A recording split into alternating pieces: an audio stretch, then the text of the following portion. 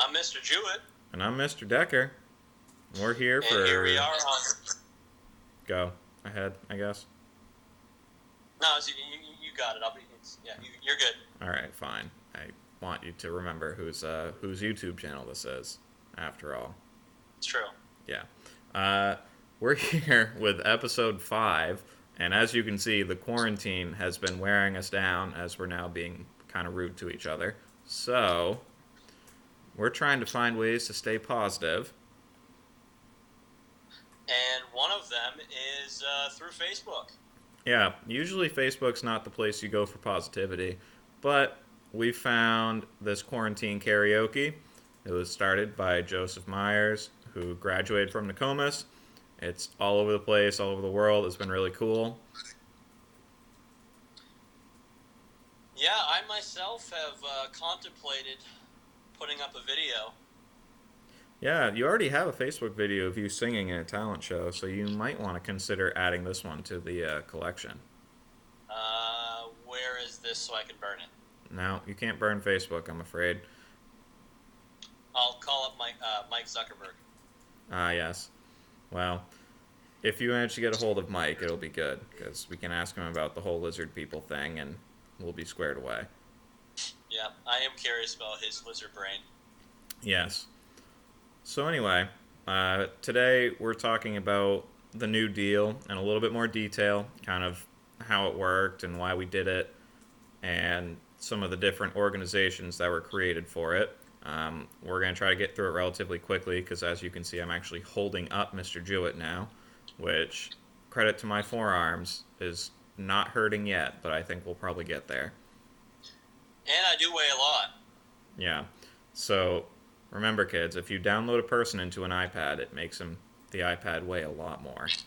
It's true. It does. So let's talk about those first 100 days, shall we? Yeah. So first 100 days. In fact, that's now a term to refer with American presidents, where it's like the first 100 days is the most important time in a U.S. president's kind of career Hazel. because those first 100 days are considered like that's when people pay the most attention usually. And that's when you really want to get your big legislation through and you want people to remember what you've done. And FDR is the reason we have that term now because his first 100 days were busy. Yeah, he wanted to. He set out a goal for himself to pass more new laws than any previous administration before, and I'm pretty sure he met that goal, if I'm not mistaken, Mr. Decker. Yeah, I think it was even on like that 100th day that he finally got that last law pushed through. So it's pretty crazy. He was uh, Definitely, he was a pretty busy president, as you could imagine. he certainly was. One of the first things he tried to tackle, I'm going to go off script a little bit and jump to the end. We can come back to the beginning part of our script. One of the biggest things he tried to do very early on was stopping the bank runs. As we said in the previous video, people went, they were scared. They went to the banks and demanded their money, and as a result, the banks didn't have any money. So one of the first things FDR wanted to do was to fix the banks. So to do this, he actually just stopped banks, like shut them down. People couldn't do anything. They couldn't accept money. Holy, can you hear my dog bark? Yeah, Wow, it's loud. yeah. I don't know what to do about this. Just keep going. Just keep going. All right. So he shut down banks for a good little chunk of time, and he then categorized them into three different sections. One was, about half of the banks fell into this category, and that was, you guys are doing a good job. You can reopen fully. Hazel, stop. You can reopen fully, and everything's fine. Did you guys lose me? No, I got you. All right. The next one was, that you had some problems within your bank, and you could open, but you could only accept money. You couldn't actually loan money or give money out. You could make change for people. And the next one is you're not a very good bank. You didn't do a good job. You're now closed. Sorry. Yeah. If FDR gave you the thumbs down, that was kind of it.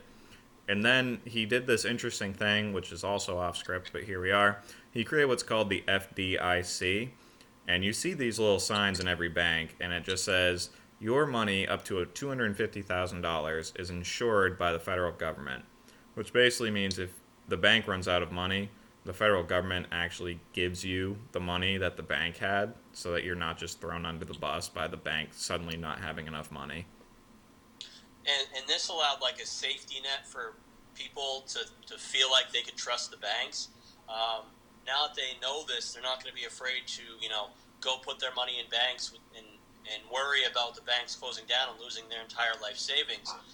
With this FDIC, now you have protection. Right. And that was a big thing. The New Deal is really about inspiring confidence in people again.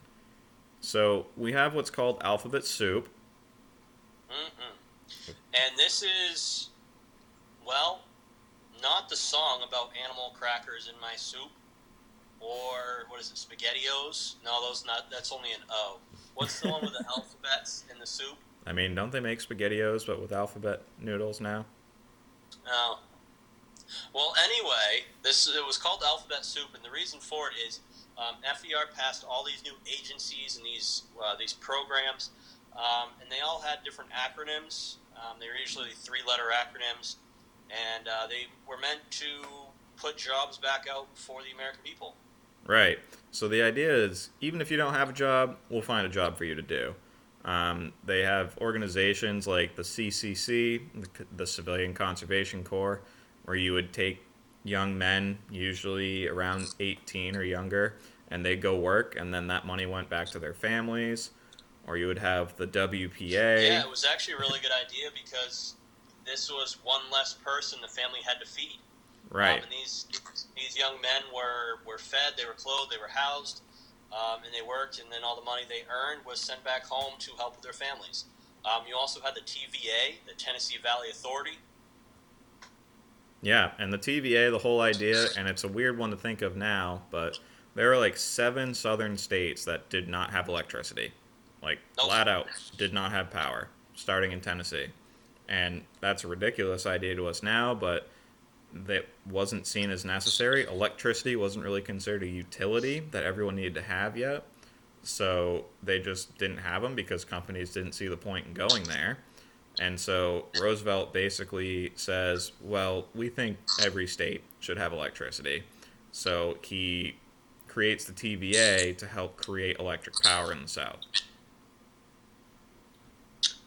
And this helped tremendously. You also have the PWA, the Public Works Administration, and this one was another one of those massive agencies. And this one created a lot of different larger projects like bridges and dams, and things that would require a lot of people and a lot of time to make happen and give people jobs for an extended period of time. Yep. And not to confuse anybody, but there was the WPA, the Works Progress Administration, which did pretty similar things. There were a lot of administrations and organizations designed to just put people into work. Yeah. And we also had a lot of other programs like the FDIC that was meant to protect the United States citizen. Another one was the SEC, which we still have today as well. That stands for the Security and Exchange Commission. And they are very busy right now. And why is that, Mr. Decker? What's going? Oh, right. There's that whole stock market and free fall thing. Yeah. That's a problem. So the SEC, their job is to make sure that the stock market and people trading on the stock market are doing so legally and not abusing their money and or power. Right, because that's how people in really prominent positions go to prison because they do things illegally and get caught by the SEC. So they are very, very important. Yeah, good group to have. There's also the FHA, the Federal Housing Authority. The whole idea of that is just everybody who lives in houses should be reasonably protected from major problems like the Great Depression. That's my take on it. Am I wrong? Honestly, I'm having connectivity issue, and you're cutting out on my end. So this is working splendidly. Excellent. We're going to move on then. Perfect. Social Security, kind of the most long-lasting, memorable part of the New Deal. Yeah, and that's to help essentially people who need the help and can't help themselves anymore. Looking at a lot of elderly folks, Yep. And it's meant as kind of a security blanket for those people. Right. And Social Security is a thing that we still have now. It's what a lot of people use for retirement. If you get a job, your paycheck, part of it goes to Social Security. And the idea is we all kind of pour into the same bucket. So when you get older, you can start pulling out of it and be allowed to retire and kind of live your life without being expected to work in your mid to late 70s.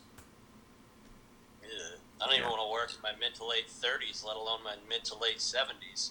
True. And your birthday was pretty recently, so you're getting closer to that. Thanks.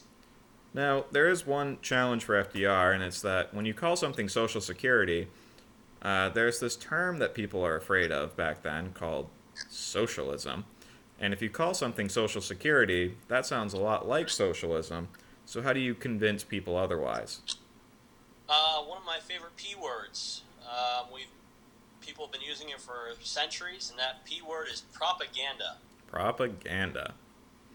Yeah, the idea of using fun cartoons and radio jingles and prominent figures saying, no, don't worry, it's not socialism. It's just for everybody, and it's going to make things better for all of us. But it's not socialism. Don't worry, because we'd never do that. Yeah, you cut out again. Oh, well, I'm going to Yes. pretend that you heard all of that. And anyway, he used propaganda to make sure that socialism wasn't associated with him, because American people don't like socialism very much. Still don't. So that's what we've got about FDR and the New Deal.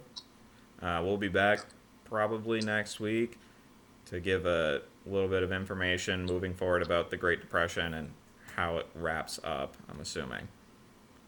Yeah, we are also, for those students out there, our 2 weeks are up this Friday. So look for Which will be the day this video comes out. So, today. that. Okay, so it's today. Yeah. Yep. So hopefully we'll be able to get some new workout for you. That's the goal. Yep. All right, well, this is Decker, And I'm Jewett. and we're signing off for now. Here's episode 5.